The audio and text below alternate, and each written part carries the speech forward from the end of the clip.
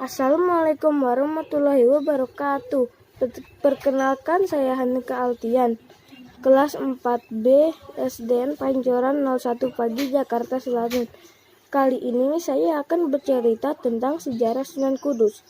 Sunan Kudus adalah salah satu penyebar agama Islam di Indonesia yang tergabung dalam Wali Songo yang lahir pada 9 September 1400 Masehi atau 1808 Hijrah. Dengan nama lengkapnya Syahid Jafar Shadiq Ahmad Khan adalah putra dari pasangan Sunan Mendung, dan ibu beliau bernama Syarifah, adik dari Sunan Bonang. Raden Jafar Shadiq atau Sunan Kudus belajar agama dengan ayahnya sendiri. Selain belajar, ayahnya Jafar Shadiq belajar kepada Kiai Peningsing dan Sunan Ampel. Kiai Peningsing merupakan ulama Cina yang datang ke tanah Jawa bersama Cheng Ho. Cheng Ho merupakan laksamana jenderal dari Cina yang ingin menyebarkan agama Islam di tanah Jawa dan membuat tali persaudaraan dengan orang Jawa. Raden Jafar Shadiq dapat mewarisi kepribadian orang Cina selama berguru dengan Kiai Peningsing. Semenjak saat itu, Jafar Shadiq memiliki kepribadian yang tekun dan disiplin dalam meraih satu keinginan. Salah satu keinginan Jafar Shadiq adalah berdakwah menyebarkan agama Islam di tengah-tengah masyarakat yang masih beragama Hindu dan Buddha. Setelah berguru dengan Kiai Peningsih, Raden Jafar Shadiq juga berguru dengan Sunan Ampel di Surabaya. Ayah Raden Jafar Shadiq merupakan pemimpin pasukan di Majapahit. Ayah Raden Jafar Shadiq yang menjadi Senopati Demak yang juga dijuluki sebagai Sunan Mendung. Namun Sunan Mendung gugur dalam pertempuran yang sengit antara pasukannya dengan Raden Husein atau Adipati Terung dari Majapahit. Sunan Kudus akhirnya menggantikan kedudukan ayahnya sebagai Senopati Demak.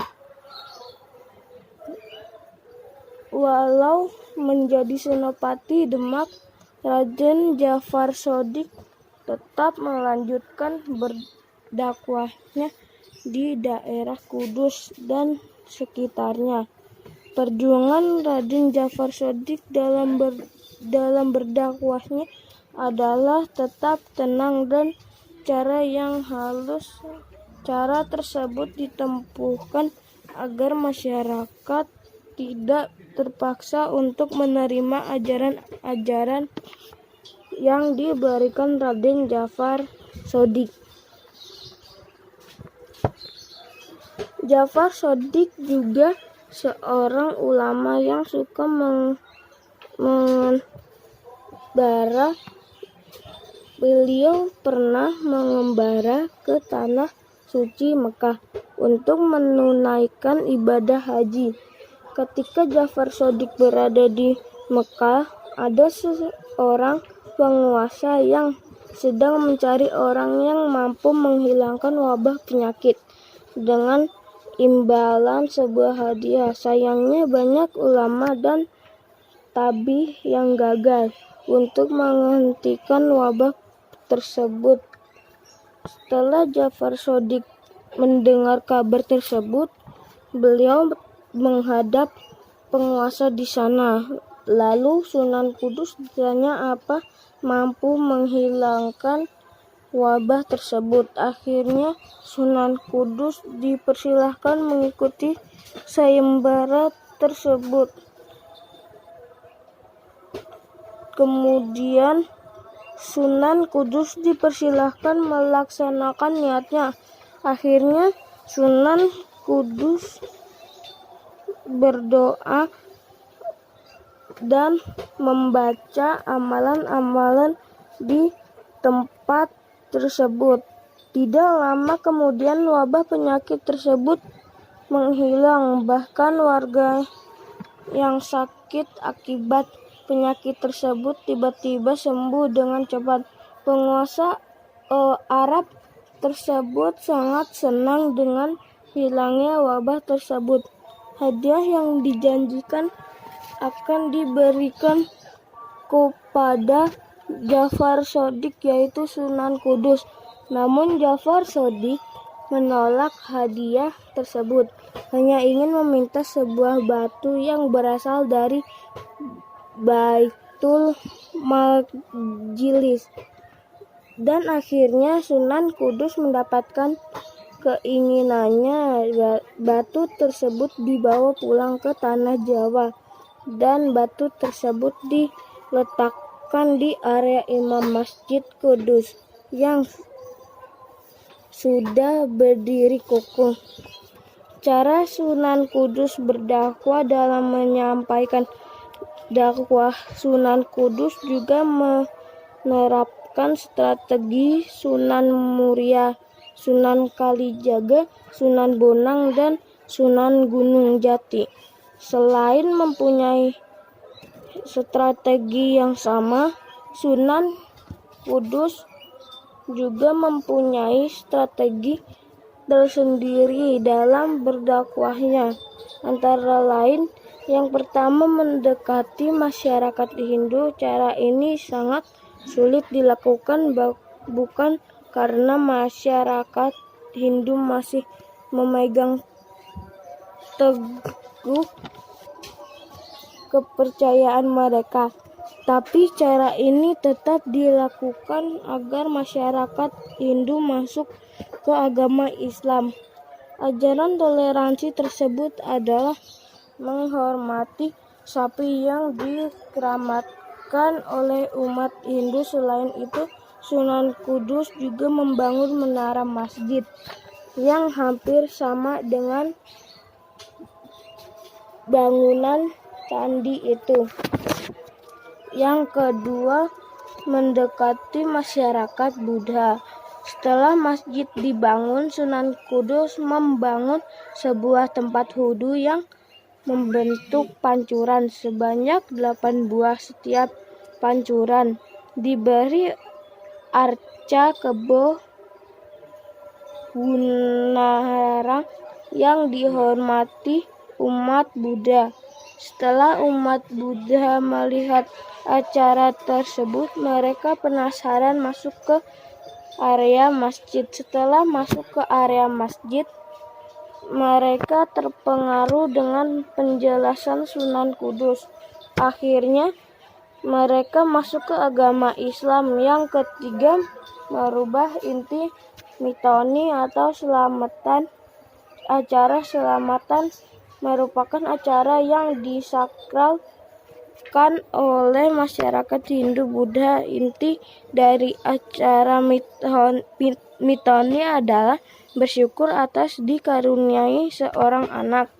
Namun masyarakat Hindu Buddha dulu tidak bersyukur kepada Allah Subhanahu wa Ta'ala, melainkan kepada patung-patung dan acara. Disinilah tugas Sunan Kudus untuk meluruskan inti dari acara tersebut. Sunan Kudus tidak menghapus selamatan dalam kebiasaan masyarakat, tapi meluruskan acara mitoni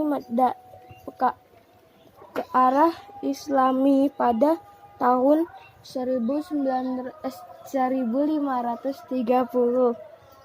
Sunan Kudus mendirikan sebuah masjid di desa Kerjasan Kudus Kulon. yang kini terkenal dengan nama Masjid Agung Kudus dan masih bertahan hingga sekarang. Sekarang Masjid Agung Kudus berada di alun-alun Kota Kudus, Jawa Tengah. Peninggalan lain dari Sunan Kudus adalah permintaannya kepada masyarakat untuk tidak memotong hewan kurban sapi dalam perayaan Idul Adha untuk menghormati masyarakat penganut agama Hindu. Dengan mengganti kurban sapi dengan memotong kurban kerbau, pesan memotong kurban kerbau ini masih ditaati masyarakat Kudus sampai saat ini. Semasa hidupnya, Sunan Kudus mengajarkan agama Islam di sekitarnya daerah Kudus, khususnya dan di Jawa Tengah, pesisir utara Jawa Tengah. Pada umumnya, beliau terhitung salah seorang ulama guru besar agama yang telah mengajarkan menyebarkan agama Islam di daerah Kudus dan sekitarnya. Beliau terkenal dan keahliannya dengan ilmu agama, terutama dengan ilmu tauhid, usul hadis, sastra, mantik, dan lebih dalam ilmu fikih. Oleh sebab itu beliau digelari dengan sebutan sebagai waliul ilmi. Selain itu, Sunan Kudus juga meninggalkan sebuah ajaran Gusjigan. Gusjigan adalah ajaran Sunan Kudus tentang bagaimana hidup di dunia dan di akhirat yang diajarkan kepada pengikutnya yang tersebar di Kota Kudus dan sekitarnya. Gusjigan adalah akronim dari bagus, mengaji, dagang. Gus berarti bagus, J berarti ngaji, gang berarti dagang. Dalam artian bagus akhlaknya, rajin mengaji, dan pandai berdagang.